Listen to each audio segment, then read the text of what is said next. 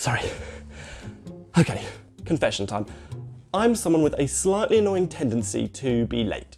Well, slightly annoying for me, very annoying for everybody else. In fact, this video was supposed to come out in January. Yeah. But I'm not alone in being punctually challenged. A 2014 YouGov survey found that 1 in 5 Americans are late to work at least once a week. Actually, us millennials are worst at it. So what's going on? Are some of us just more hardwired to be late than others? This is something author Grace Pacey decided to look into, to try and understand her own struggle with punctuality. In terms of personalities, it's a bell curve. At one end of the scale, there are people I call timekeepers, who are anxious to be early, and at the other end of the scale, I call us time benders. A time bender doesn't like routine. We don't like tasks that are familiar. We get bored pretty easily. We can focus really well when we're interested in something, and if time is tight, we can work really effectively. If you wanted to walk into an office and pick the time benders, they are the ones with the messy desks, because they don't finish one thing before starting another. Okay, not gonna lie, that does sound a lot like me. And quite a lot of this seems to be baked into our personalities, so are there particular personality traits that might be leading us to be more regularly late? When it comes to lateness, one of the major personality traits is conscientiousness. Now, conscientiousness is one of the big 5 personality traits, along with things like agreeableness and extroversion, so it's really important. You can measure it by asking people questions about kind of how tidy they are, how organised they are. One of the questions does concern whether they're punctual. You know, all of these things about whether you're a kind of very ordered person. Right, so perhaps I'm just not a very conscientious person, but I can't help but feel maybe there's more going on in my head with the way that I'm able to keep track of time. Grace Pacey thinks that those of us who are time benders experience time in a different way to others.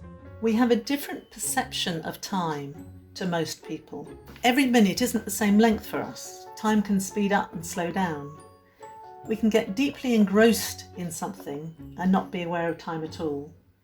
On the other hand, if we have a deadline, we can work really effectively. Interestingly, a 2016 study by Washington University psychologists found something similar. They looked into our ability to mentally measure time, which they described as our time-based prospective memory. In an experiment, the subjects had a set time to complete a task and even had a clock they were allowed to check. However, the tasks were designed to be engrossing, to distract people from clock watching. Their results were clear. Some people were naturally better at estimating the passing of time and using those memories to effectively plan in the future. What frustrates me though is that I'm not late for everything. I never miss planes, I'm pretty good with trains, but getting my daughter to nursery on time each day or turning up on time for social gatherings is always a struggle.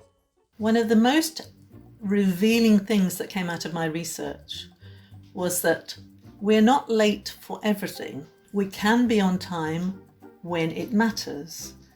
And what that means to us is that there are consequences for our being late. The times when we slip into our worst time bending are when there are no firm deadlines and no consequences. And that tends to be for social events.